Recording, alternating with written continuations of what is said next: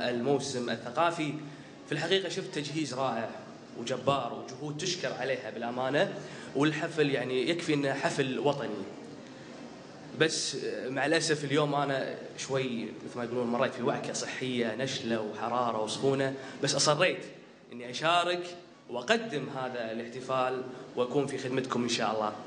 فإذا سامحوني إذا عطست ولا صار شيء، يعني اسمحوا لي ما يخالف. شر مايك حبيبي تسلم. بسم الله الرحمن الرحيم، والحمد لله رب العالمين، والصلاة والسلام على المعلم الأول نبينا محمد وعلى آله وصحبه وسلم. إخوان الحضور، السلام عليكم ورحمة الله وبركاته.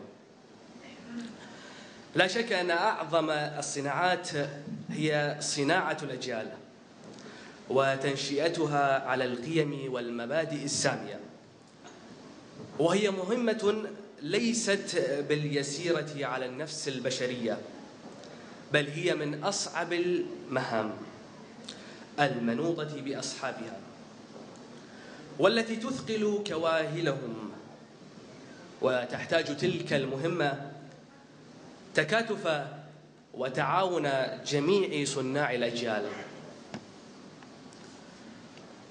وقد كان للوالد الشيخ صباح الأحمد الجابر الصباح حفظه الله ورعاه وقفات كثيرة مع صناع الأجيال في العديد من المناسبات التربوية، إيمانا منه بدورهم الهام في حياة الأمم، كونهم يغذون أبناءنا بقيم وثقافات العصر المختلفة، والتي تؤهلهم لأن يكونوا لبنة صالحة في بناء وصناعة وعمارة الأرض.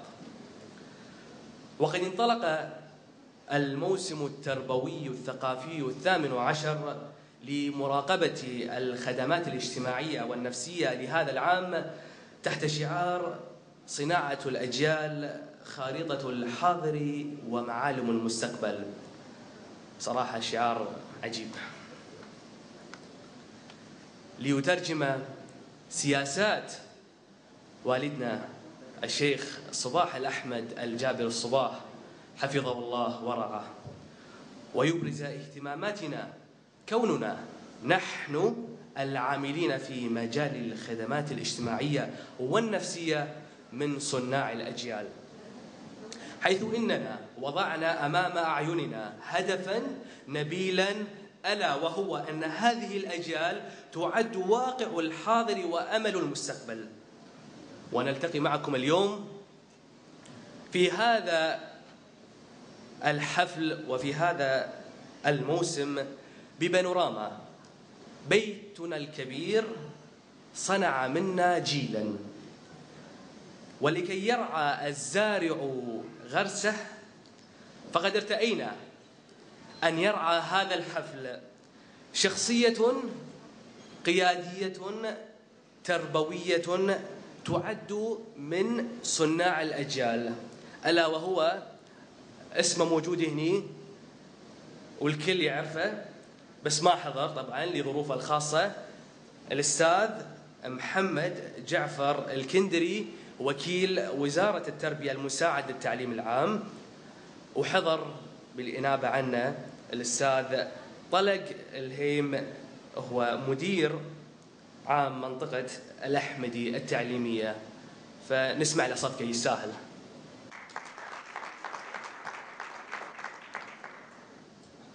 ولكي يجني الزارع ثمره فقد أشرف على هذا الحفل مجموعة من صناع الأجيال، وهم مدير إدارة الأنشطة التربوية الأستاذة عايشة البحر، موجودة هنا حاضرة في المقدمة، نسمع لها صفقة تستاهل.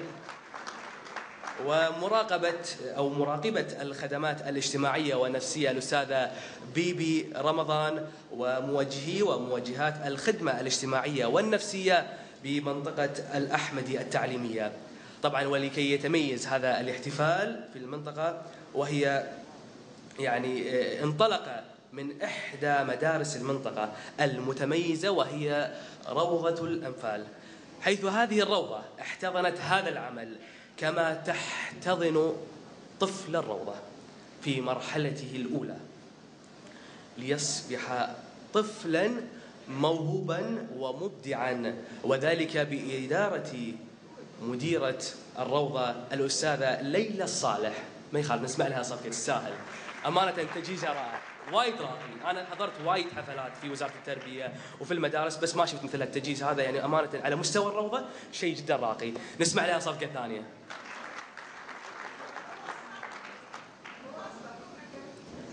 لا طبعا ما يحتاج واسطة، ولازم الواحد يذكر يعني الإنسان اللي يتعب على شيء لازم يسمع ردود أفعال الناس، وأكيد الكل حاس بالشعور هذا.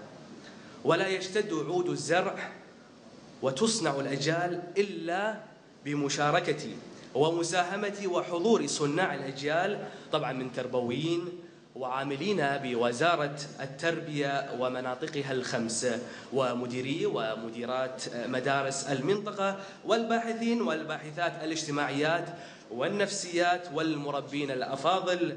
فشكرا جزيلا لكم، شكرا بلا عدد لكل من حضر هذه الاحتفالية. يعني نتمنى إن شاء الله تقضون معنا أوقات ممتعة. ومرة ثانية أعتذر إذا صوتي كان تعبان أو إن قصرت معاكم بالكلام، فأرجو المعذرة، وإن شاء الله تستمتعون معنا في هذا الحفل. طبعا الحين راح نترككم مع عرض ضوئي نستعرض فيه مواسم الخدمات الاجتماعية والنفسية، ومع عرض لفعاليات الموسم الثقافي التربوي 18، ذكرياتها مواقفها، إلى أن نلتقي معها جميعا في ساحة العلم. الكل عارف ساحة العلم، وهي بالمرحلة الجامعية، ونهتف معها بعالي الصوت ونسمع كل الأماكن أو نسمع كل الأماكن، ونفهم شعوب العالم أن حب الكويت في قلوبنا ساكن.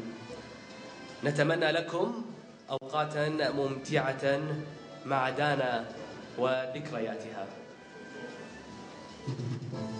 إلى قلوبنا. فكل الشكر والتقدير لروضة الأنفال على هذا الاحتفال وختام الموسم الثقافي، وأيضا كل الشكر والتقدير على كل من ساهم في إنجاح هذا العمل، من راعي الحفل الأستاذ محمد جعفر الكندري، وأيضا اللي ناب عنه الأستاذ